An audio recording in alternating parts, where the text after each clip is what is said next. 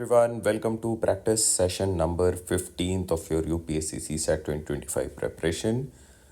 In this particular session, we would be covering questions from number system as well as logical reasoning. ठीक है, core topics हैं, important है. Let's start with our very first question. If an here represents Pn plus 1, क्या है Pn? Pn is the product of the first n prime numbers. Then consider the following. So let's quickly define prime numbers. Prime numbers are the numbers having only two factors, 1 and the number itself. The first prime number is 2, the next prime number is 3, then 5, then 7, 11 and so on. Okay, अब एक सबसे striking feature regarding prime number is 2 is the only even prime number.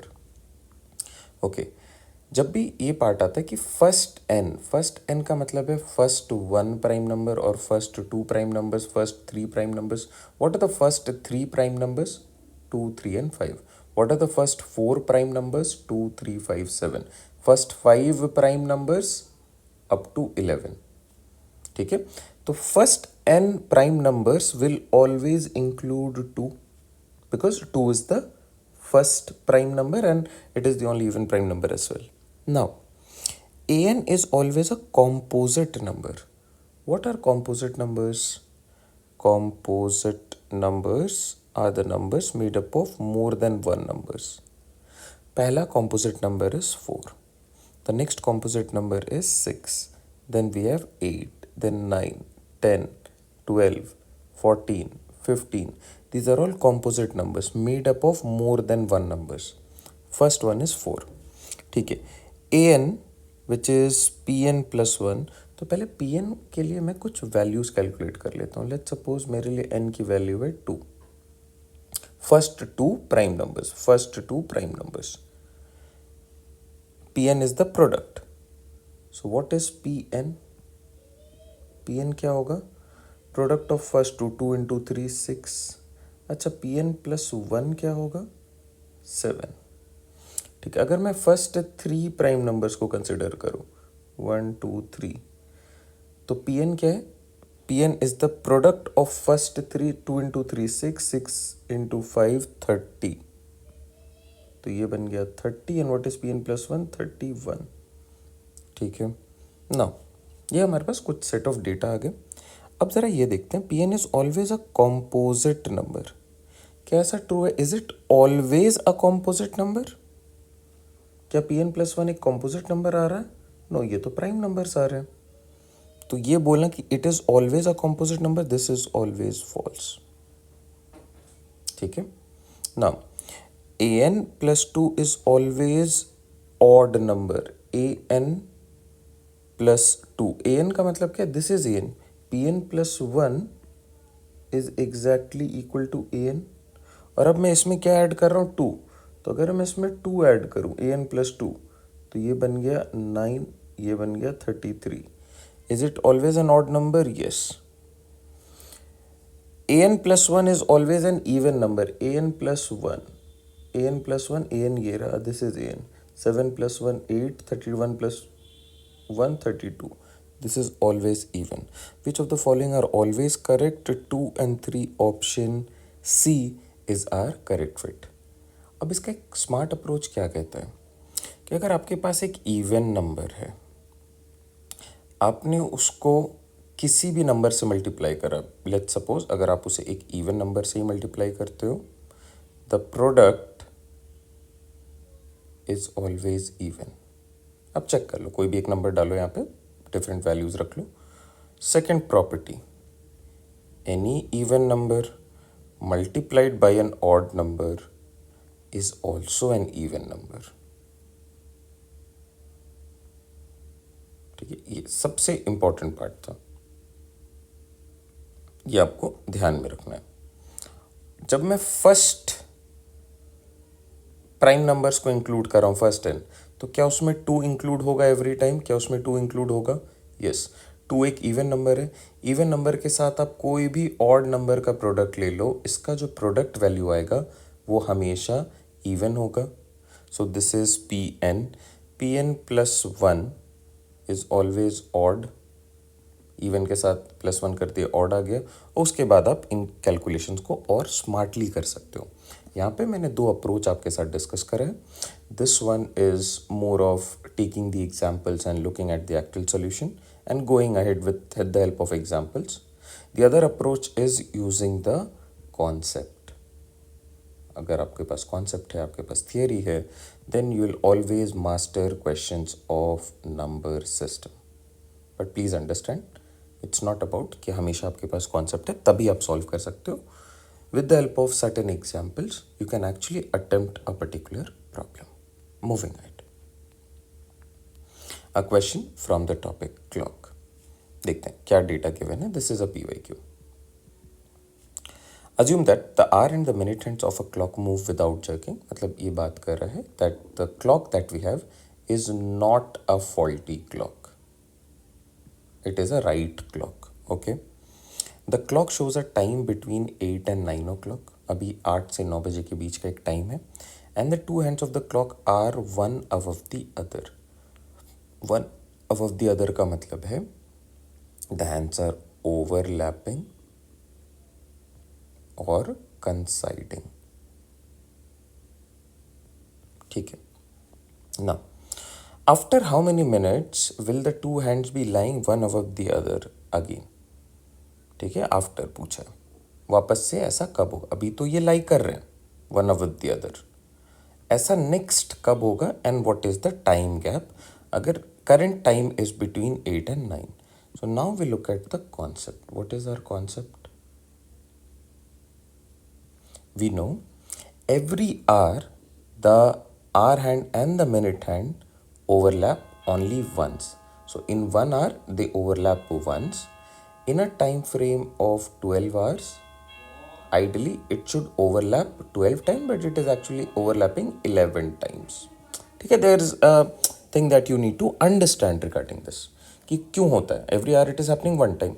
ठीक है, now 8 और 9 के बीच में how do I calculate at what exact time do they overlap? This is calculated with the help of a formula known as angle 1 plus minus angle 2 into 2/11। ठीक है, अब यहाँ पे इंपॉर्टेंट है कि एंगल 1 क्या है और एंगल 2 क्या है। Angle 1 is the initial angle at the start of or, जैसे 8 से 9 के बीच में बात हो रही है तो एट 8 o'clock। अगर यहाँ पे मान लो 9 से 10 के बीच में बात होती तो एट 9 PM क्या है। और अगर मान लो यहाँ पे 3 से 4 के बीच में होती तो at 3, and at 3 we know it is 90 degree, at 9 we know it is 270 degree. कैसे कैलकुलेट करना है? जो नंबर ऑफ आवर्स गिवन है इंटू 30 डिग्री। नाउ एंगल 2 क्या है यहाँ पे? A2 angle 2 is the required angle. क्या चाहिए मुझे? अगर ये लोग ओवरलैप कर रहे हैं बिल्कुल, तो क्या इनके बीच में कोई एंगल फॉर्म हो रहा है? नहीं, तो angle form is 0 degree, required angle is 0 degree. अगर ऐसा बोला जाता the hands of the clock are exactly opposite to one another, तो कुछ ऐसा बनता which clearly indicates the angle between them is 180 degree. यहाँ पे क्या पूछा जा रहा है? The angle between them is required angle and that should be 0 degree for overlapping or coinciding situations। ठीक है, अब इस फॉर्मूला को यूज़ करेंगे और मैं अभी कॉन्सेप्ट को यूज़ करूँगा। मुझे पता है every hour it is happening one time, तो 8 to 9 PM वाला जो टाइम है उसमें भी ओवरलैप करेगा। तो I need to find that exact time of overlapping and I use the same formula from 9 to 10 because next 9 to 10 पे ही होगा ऐसा। ये है टाइम ऑफ ओवरलैपिंग और कंसाइडिंग। ठीक है, फॉर्मूला पे पुट करते हैं angle 1 plus minus angle 2 into 2/11। ठीक है, ये बेसिक फॉर्मूला है। अब इसके बेसिस पे अगर मैं वैल्यूज़ को पुट करूँ तो एट 8 PM क्या एंगल बनेगा? So 8 into 30 degree which is 240 degree. तो this is angle 1 240 plus minus 0 into 2/11। और यहाँ पे जो एंगल बनेगा एट 9, तो at 9 we have 9 into 30 degree which is 270 degree. तो 270 plus minus 0 into 2/11. Now this is 480/11 और ये बन गया 270 इंटू 2, बिकॉज देखो प्लस माइनस 0 वो कैंसिल आउट हो जाएगा. This is 540/11. अब ये एग्जैक्ट टाइम्स निकाल लेते हैं. ये 4 times 44 and then 43 times 7/11 minutes.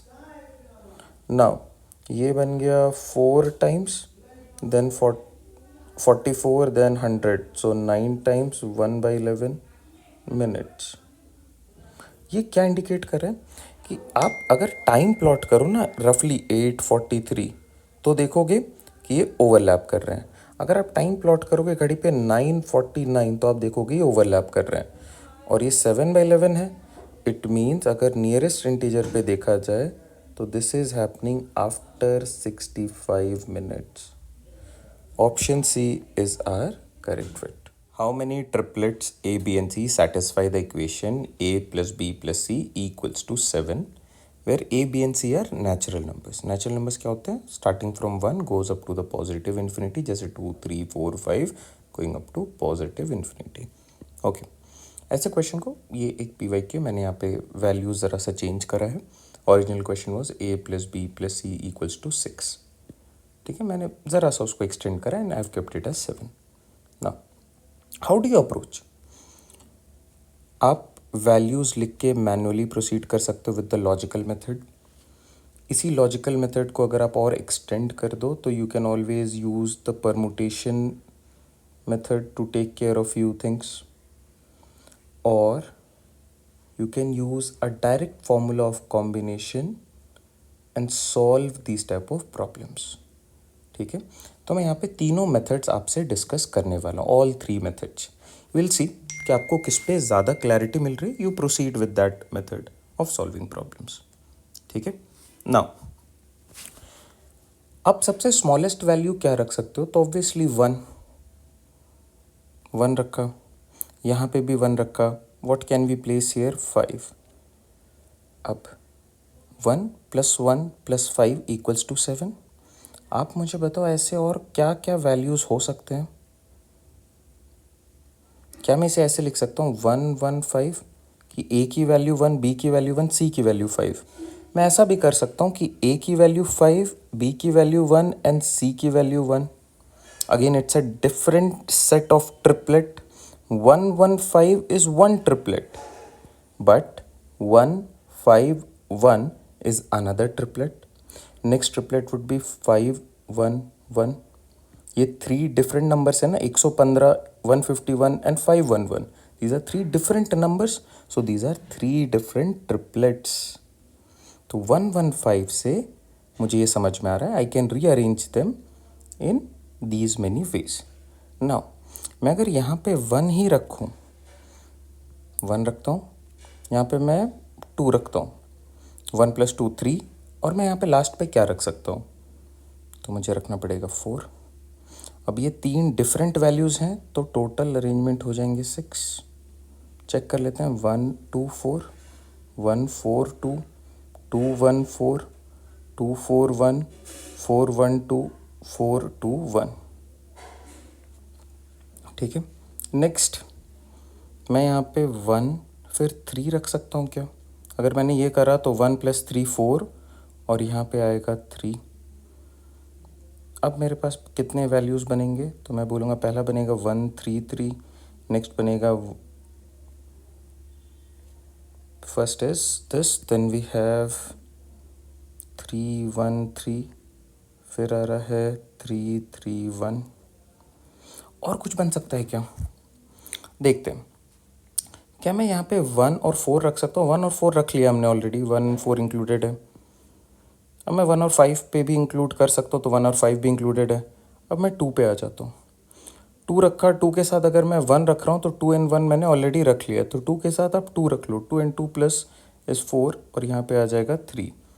तो ये भी अल्टीमेटली आपको 3 डिफरेंट वैल्यूज़ देंगे. 3 different triplets, 2 2 3, 2 3 2, 3 2 2.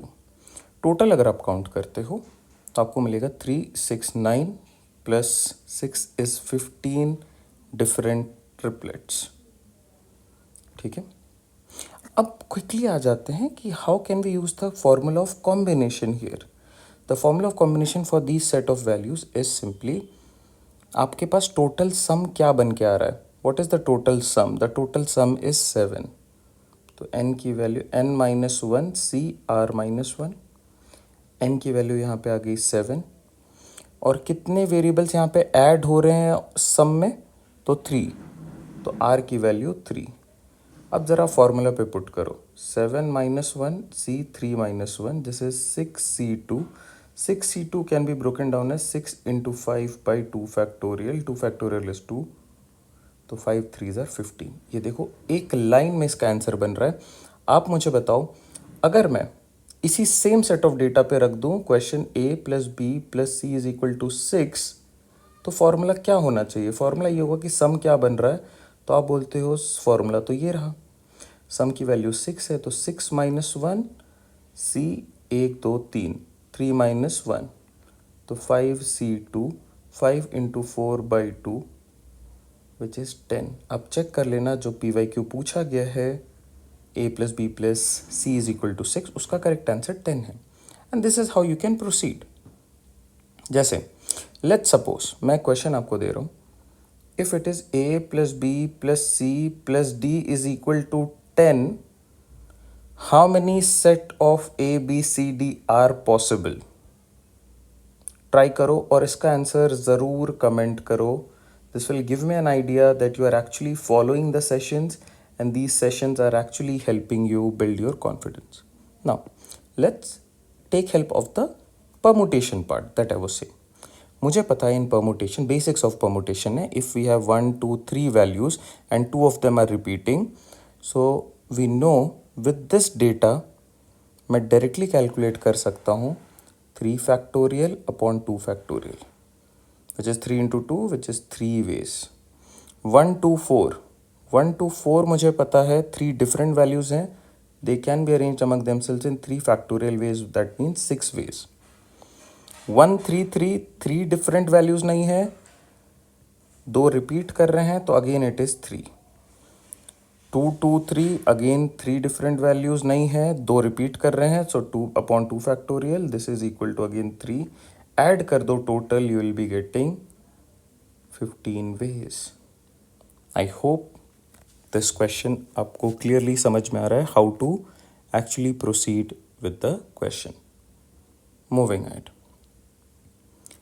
a printer prints the number of pages of book starting from 1 and uses 2989 digits in all. How many pages does the book have? Page number 1 पे 1 रहेगा, page number 2 पे 2 रहेगा, page number 100 पे 100 रहेगा, page number 2989 पे भी 2989 रहेगा. आप ये समझ पा रहे हो क्या? तो पेज पे बहुत सारे डिजिट्स आ सकते हैं, but page number will be calculated as 1. Now अगर ये 1 से स्टार्ट हो रहा है तो सिंगल डिजिट से स्टार्ट हो रहा है. सिंगल डिजिट के कितने वैल्यूज़ हैं मेरे पास? तो इससे we have 1 to 9. So how many numbers? Numbers का मतलब है how many pages? We'll say 9 pages. And how many digits have we covered so far? ये तो single digits हैं, तो we'll say 9 into 1, 9 digits. मुझे 2989 digits पे जाना है. ओके, अब सिंगल डिजिट के वैल्यूज़ ख़त्म हो चुके हैं, अब मैं जा रहा हूँ डबल डिजिट नंबर्स पे. डबल डिजिट नंबर्स कहाँ से स्टार्ट होते हैं? 10 से स्टार्ट होते हैं, goes up to 99. So how many numbers here? 90 numbers, 90 or 90 pages, and each page consists of 2 digits, so 90 into 2, 180 digits. Next we'll look at the calculation of 3 digit. So 3 digit we have 99, or starting from 100, सबसे छोटा number, it will go up to 999. Total numbers कितने हो गए? आप बोलोगे 900 numbers are there. ठीक है, अब ये 900 numbers, every number has 3 digits, तो टोटल डिजिट्स कितने हो जाएंगे? इंटू 3. इंटू 3 करने पे यू गेट 2700. अभी तक we have calculated this one. Alright, अब एक बार क्विकली आप ये ज़रा कैलकुलेट कर लो कि कितने डिजिट्स आपने कवर कर लिए. अगर मैं 999 पेज पे हूँ तो अभी तक how many digits have I covered. So I have actually calculated 2889 digits. ठीक है, these many digits I have covered. What is the last page number? The last page number is 999 page number. Okay. अब मुझे देखना है कि what is our expected number? 2989. So what are the remaining digits? 2989 minus 2889. 100 digits are remaining. Okay. अब जो मेरा number start होगा, it is going to be a 4 digit number starting from 1000. ये एक 4 डिजिट का नंबर है. मुझे टोटल कितने डिजिट्स कवर करने? Only 100 digits. तो फर्स्ट 4 डिजिट्स कवर होंगे, 1000 कवर हो गया. नेक्स्ट 4 डिजिट्स में 1001 कवर हो गया. So what we do, number of digits divided by 4, we get 25 more numbers. 25 numbers starting from 1000. 25 numbers starting from 1000 is actually 1024 numbers or 1024 pages. The last page number at which 2989 digits will be completed is 1024. Now, if you have understood this, because you know this is a PYQ, I've only changed the value, right? So give me an answer for if the value is 3989 digits. What is the value of the page number? That page number could be incomplete as well. Okay? So let's see what could be the possible. I've taken a random number here. Okay? Tell me what could be the possible page number here. This will give me an idea that you have actually understood this. In this practice session, we have discussed these type of question in so many places. Go through all of them. You'll have a clarity on to how to begin with the problem. Moving ahead. If a television set is sold at rupees M, a loss of 28% would be incurred. But if it is sold at rupees N, a different number, you earn a profit of 12%. What is the ratio of N to M? N to M is what we are looking out for. Okay? And these are selling price. Basics of fundamental of profit and loss. The initial value that you put in is cost. If you are incurring profit, that means the selling price is higher. And if you are going in loss, then the selling price would be lower. Okay? But in both the cases, the cost price remains the same. Here also it is the case. Now what exactly is the cost price? I don't know. So what I'll do, I'll use basic formulas, or these are not just formulas, these are logics. In first case, in case of loss, what should be the selling price? M should be equal to, or let's see, are you able to recover 100% of whatever you have invested? No.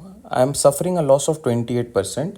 So I am able to recover only 100 minus 28% of the cost price. This is equal to the selling price, and this selling price is actually rupees M. Next case, selling price 2. The value is rupees N. और ये कब हो रहा है? When I am incurring profit. तो मैं 100% नहीं, मैं 12% एक्स्ट्रा अर्न कर रहा हूँ. तो 100 plus 12% of the cost price. Now if you solve this, it becomes M is equal to 72%, which means 72 by 100 into the cost price, and this becomes N, which is equal to 100 by 12 into the cost price. अब इन दोनों cases से अगर आप cost price को calculate करो तो individually वो calculate होंगे as 100 by 72 into m, and this is 100 by 112 into n. Ab these are cost price CP. This is also cost price. Cost price is same, so let's equate them. जैसे आप इनको equate करते हो, so these are the same. Cost price is same, right? So these two values are same. So let's write them down. If you write them down, you write this as 100 by 72 into m. This is equal to 100 by 112 into n. आपको चाहिए ratio of n to m. ये 100 and 100 cancelled out, m नीचे आ जाएगा, 112 इस तरफ, n by m. Let's simplify this with the help of 4 maybe. तो 4 से अगर आप कैंसिल आउट करो, this goes 2 times and then 8 times. This goes 1 time and 8 times. This is 14, this is 9. So n is to m is 14 is to 9.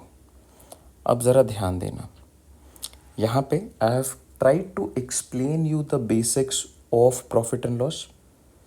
Anybody who knows the basic concept related to this would directly start the problem as, since we know the cost price is same, the selling price 1 is m and the selling price 2 is n. So I'll start with the help of formula. 100 minus 28 by 100 into, or the reverse of this, 100 by 100 minus 28 into m. This is equal to 100 by 100 plus 12 into n.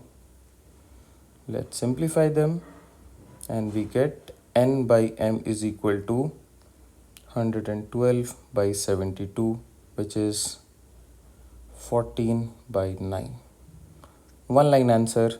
But यहाँ पे मैंने कोशिश ये करा है कि आपको ये चीज़ें समझ में आ जाए, इसीलिए ये ज़रा सा आपको लेंदी लग सकता है. But ideally this is a relatively easier question to begin with. This is only here to help you understand the basics of profit and loss. That's it. I hope this helps. Let me know कितने आपके correct हो गए, and also give me your total analysis regarding the 15 sessions if you have covered so far, because from next day onwards we would be covering data sufficiency one shot video. This is going to be the most important video for data sufficiency. Don't miss this. And after this we'll start with the number system one shot lectures. Okay, not lectures, we'll only do the PYQs. Okay, these are again important. So up to 15, if you have not done, complete it as soon as possible. Keep on revising the concepts related to it. This will surely help you in exam scenario. Take care everyone, stay safe, happy learning.